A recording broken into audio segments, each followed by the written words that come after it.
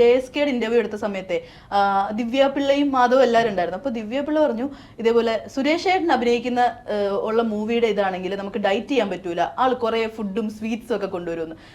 ഗോകുലേട്ടന്റെ കയ്യിൽ നിന്ന് അങ്ങനെ എന്തെങ്കിലും സ്വീറ്റ്സോ മിഠായോ അങ്ങനെ എന്തെങ്കിലും ഒക്കെ കൊണ്ടുവരുന്ന ആളാണോ? എന്തെങ്കിലും കിട്ടിയിട്ടുണ്ടോ? ഫുഡ് സെറ്റ് ചെയ്ത് കൊണ്ടുവരുന്നു എങ്ങനെയെങ്കിലും. അത് ഞങ്ങള് പാലക്കാട് ഷൂട്ട് എടുക്കുന്ന തൃശ്ശൂരിൽ നിന്ന് വണ്ടി ഓടിച്ച് അവിടുത്തെ ആൾക്കാരെ കൊണ്ടുവന്ന് ഞങ്ങൾക്ക് ഇന്ന് രാത്രി അവിടെ നിന്ന് നിന്നെ പരിചയം ഉണ്ടല്ലോ, ഞാൻ ഹസ്ബൻഡ് ആണെല്ലാം ആൾക്കാരാ ഗോകുല് പറഞ്ഞിട്ട് ഫുഡ് കൊണ്ടുവന്ന് വെക്കുന്ന ഒരുപാട് ഫുഡൊക്കെ ഷൂട്ട് ഉണ്ടായിരുന്നില്ല. ഞങ്ങള് ഇപ്പൊ രാത്രി എന്താണ് ഒരു ഹോട്ടലിലായതുകൊണ്ട് ഒന്നിച്ച് ഞാൻ പറയും ഓക്കെ നമുക്ക് വേഗം ഫുഡ് കഴിച്ചിട്ട് പോയിരുന്നു ലൂഡോ ഒക്കെ കളിക്കാന്ന് പറഞ്ഞ് നമ്മളും ഇങ്ങനെ ഫുഡൊക്കെ കഴിക്കുമായിരുന്നു. അത് ഞങ്ങൾക്ക് കിട്ടിയില്ല. അപ്പൊ ഓക്കെ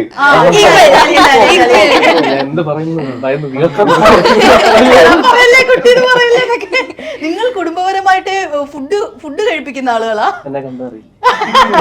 ഞാൻ വന്നപ്പോഴേ ചോദിച്ചതാ വെയിറ്റ് ലോസ് ചെയ്തോ ഫാസ്റ്റിംഗ് ഒക്കെ ചെയ്തു എന്ന് പറഞ്ഞത്. അല്ല ഇപ്പൊ ഞാൻ ഒന്നും ചെയ്തില്ല. ഞാൻ സുമതി ഉള്ളതിന് വേണ്ടി ഡോമിനിക്കുന്ന ഒരു 8-9 കിലോ കുറച്ചു. 9 കിലോ കുറച്ചില്ലേ? നമുക്ക് സ്വപ്നം കാണാൻ പറ്റുന്നില്ല.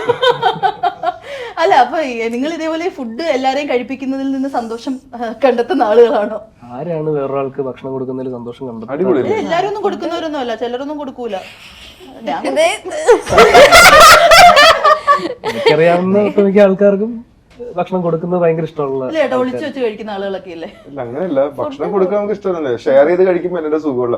ഒരിക്കലും ഒറ്റക്ക് റെസ്റ്റോറന്റിൽ പോയിരുന്ന് കഴിക്കണത് ഭയങ്കര ഡിസപ്പോയിന്റിങ് പരിപാടി. എനിക്ക് ഒട്ടും ഇഷ്ടമല്ല. എനിക്ക് ആൾക്കാരൊക്കെ ആയിട്ട് എല്ലാവരും കുറച്ച് ഇത് വെച്ച് രസമല്ലേ, അത് നമ്മൾ എപ്പോഴും ഷെയർ ചെയ്ത് കഴിക്കണ തന്നെയാണ്.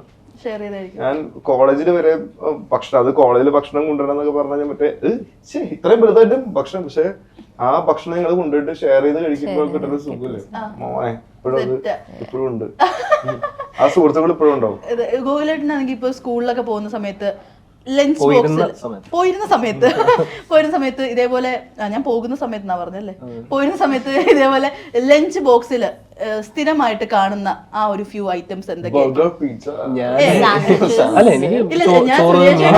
മറ്റേ കുഞ്ഞു ചെമ്മീന്റെ ഒക്കെ കഥ. അപ്പൊ നമുക്ക് ഇങ്ങനെ കൊതി വരും. അപ്പൊ നിങ്ങളുടെ ഒരു ലഞ്ച് ബോക്സിൽ എങ്ങനെ യൂഷ്വലി ഒരു പാറ്റേൺ കാണുമല്ലോ നമ്മുടെ എല്ലാ അമ്മമാർക്കും, എന്തായിരിക്കും മെയിൻലി ഒരു ലഞ്ച്? ചോറ്, മീനിന്റെ എന്തെങ്കിലും തൈര്. അന്ന് പിന്നെ വെജിറ്റബിൾസ് ഒന്നും കഴിക്കത്തില്ല. അപ്പൊ അത് തന്നെ ഉണ്ടായിരുന്നു. കുറച്ചുകൂടെ ഒരു ഹൈസ്കൂളൊക്കെ കഴിഞ്ഞപ്പോ നമ്മുടെ ലഞ്ച് ബോക്സിനേക്കാളും കൂട്ടുകാരന്റെ ലഞ്ച് ബോക്സിന് കോൺസെൻട്രേഷൻ ഒരു കൂട്ടുകാരനോട് ഇരിക്കും. ബാജുന്റെ എന്തായിരിക്കും ആ ഒരു ലഞ്ച് ബോക്സിലെ മെയിൻലി ഉള്ള ഐറ്റംസ് ഈ ഒരു മെമ്മറിയിൽ വരുവാണെങ്കിൽ? സുമതി വളവിനെ പറ്റി നമുക്ക് കഥ മുഴുവനും പറയാൻ പറ്റൂലല്ലോ. ലഞ്ച് ബോക്സ് ഇല്ല, അമ്മയുടെ എല്ലാ ഭക്ഷണവും അത് എല്ലാവർക്കും അങ്ങനെ തന്നെ ആയിരിക്കും. അവരുടെ അമ്മമാരുണ്ടാക്കുന്ന ആ ഒരു ടേസ്റ്റ് ആയിരിക്കും ഏറ്റവും വലിയ സംഭവം. അപ്പം ചോറ് കൊണ്ടുപോകാറുണ്ടായി പണ്ട്. ചോറ് ചിലപ്പോൾ ബീഫ് വിന്താലും അങ്ങനത്തെ പരിപാടിയൊക്കെ ഉണ്ടാവും, പ്രോൺസ് ഉണ്ടാവും, എന്തെങ്കിലും രസമാണ്. അത് ഞാൻ കോളേജിലൊക്കെ ഈ പറഞ്ഞ പോലെ ഞാൻ ഈ പറഞ്ഞ കുറച്ച് പെർട്ടിക്കുലർ ഐറ്റംസ് കൊണ്ടുവരും. സോറി എന്റെ ഫ്രണ്ടിന്റെ വീട്ടിൽ നിന്ന് അവൻ കൊണ്ടുവരും. അവൻ മറ്റേ മൂരിയാറ് പോലത്തെ പരിപാടിയും അങ്ങനത്തെ കുറച്ച് ഐറ്റംസും കുറച്ച് ഫ്രൈയും. അതപ്പോ അവൻ സെറ്റ് ആയത് കുറെ കാലം കഴിഞ്ഞപ്പോ. അപ്പൊ പക്ഷെ ഞങ്ങൾ കഴിക്കും, ഞങ്ങൾ രണ്ടുപേരായിരിക്കും കൊണ്ടുവന്ന് ഫുഡ് കഴിക്കുന്നത്. പക്ഷെ കഴിക്കുന്ന എല്ലാരും കൂടിയിട്ടായിരിക്കും, ഫ്രണ്ട്സ് എല്ലാരും കൂടി ഇരുന്ന് ഞങ്ങൾ ഇത് കഴിക്കുമായിരുന്നു. ഞാൻ പറഞ്ഞില്ല, അങ്ങനെ കഴിച്ച ഫ്രണ്ട്സ് ഒരിക്കലും പിരിയോന്ന് എനിക്ക് തോന്നുന്നു.